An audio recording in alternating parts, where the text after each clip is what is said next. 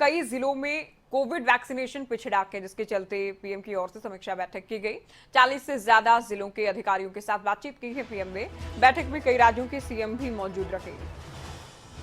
तो वैक्सीनेशन को लेकर यूं तो देश ने रिकॉर्ड कायम किया है 100 करोड़ डोज लगाए जाने का, जिसे लेकर पिछले दिनों कार्यक्रम भी आयोजित किया गया। लेकिन अब कुछ वो जिले हैं, कुछ राज्य नहीं बल्कि कुछ राज्यों के वो जिले हैं जहां की वैक्सीनेशन पिछड़ गया है। ऐसे में पीएम की ओर से जिलों के अधिकारियों के साथ समीक्षा की गई, चर्चा की गई, क्या स्थिति है, क्यों ये जिले पिछड़े हैं, क्या कारण इनके पीछे, ये तमाम बातों को लेकर समीक्षा की गई है पीएम की ओर से। न केवल जिला अधिकारी बल्कि कुछ राज्यों के सीएम भी समीक्षा बैठक में मौजूद रखे गए। तो क्या कुछ कहा गया है पीएम की ओर से इस दौरान, सुनिए आप।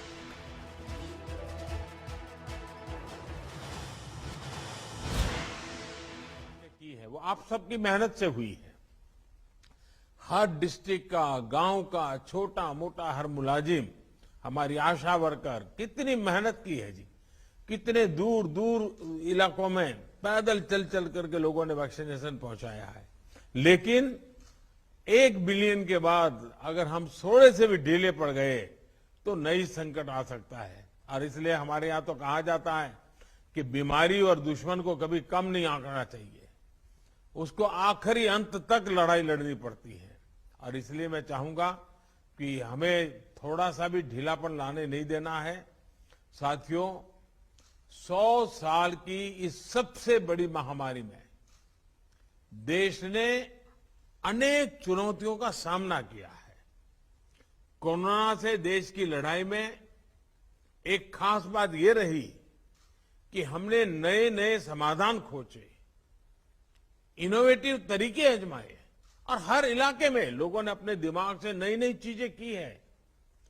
आपको भी अपने अपने जिलों में वैक्सीनेशन बढ़ाने के लिए नए नए इनोवेटिव तरीके पर और ज्यादा काम करना ही होगा। नया तरीका, नया उत्साह, नई टेक्निक, ये इसमें जान भरती रहेगी। आपको ये भी याद रखना होगा कि देश के जिन राज्यों ने 100% पहली डोज का पड़ाव पूरा किया है, उनमें भी कई जगहों पर अलग अलग तरह की चुनौतियां रही है। कहीं भौगोलिक परिस्थितियों की वजह से मुश्किल आई तो कहीं साधन संसाधनों की चुनौती रही। लेकिन ये जिले इन चुनौतियों को पार करते ही आगे निकले हैं। वैक्सीनेशन से जुड़ा कई महीने का एक्सपीरियंस हम सबके पास है। हमने बहुत कुछ सीखा है और एक अननोन एनिमी से कैसे लड़ा जा सकता है, ये हमारे छोटे छोटे आशा वर्कर ने भी सीख लिया है। अब आपके माइक्रो स्ट्रेटेजी बदलाते हुए आगे चलना है। अब हम राज्य का हिसाब, जिले का हिसाब उसको भूल जाए। हम हर गांव में भी मोहल्ला, उसमें भी वो 4 घर बाकी रह गए तो 4 घर, बारीकी की तरह हम जितना जाएंगे हम परिणाम प्राप्त करेंगे।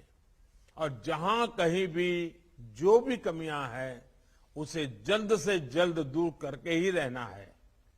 जैसा अभी आपसे बातचीत में मैं स्पेशल कैंप लगाने की बात उठी, ये विचार मैं समझता हूं बहुत अच्छा है।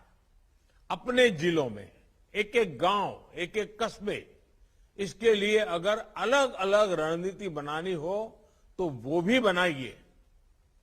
आप क्षेत्र के हिसाब से 20-25 लोगों की टीम बनाकर भी ऐसा कर सकते हैं।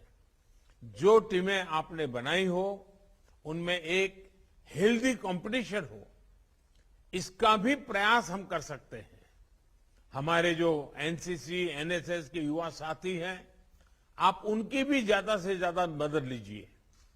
आप अपने अपने जिलों का क्षेत्रवार टाइम टेबल इसको भी बना सकते हैं, अपने स्थानीय लक्ष्य तय कर सकते हैं। और मैंने तो देखा, मैं लगातार ग्रासरूट लेवल के सरकार के हमारे साथियों को बात करता रहता हूं। मैंने देखा है कि महिला जो हमारी अधिकारी हैं, खास करके वैक्सीनेशन के काम के जुड़ी, वो बड़ी जी जान से जुड़ गई, उन्होंने अच्छे परिणाम दिए हैं। हमारे जो महिला वर्कर्स हैं सरकार में, जितनी हमारी बहनें, इवन पुलिस में भी हमारी जो महिलाएं हैं, उनको कभी 5 दिन 7 दिन के लिए इस काम के लिए ले चलिए। आप देखिए परिणाम बहुत तेजी से मिलेगा। आपके जिले जल्द से जल्द राष्ट्रीय औसत के पास पहुंचे। मैं तो चाहता हूं उससे आगे निकल जाए और इसके लिए हम सबको पूरी ताकत लगा देनी होगी। मुझे पता है कि आपके सामने एक चुनौती अफवाह और लोगों के भ्रम की स्थिति भी है और जैसे जैसे हम आगे बढ़ेंगे शायद ये समस्याएं हमें कॉन्सेंट्रेटेड एरियाज में सामने आएगी।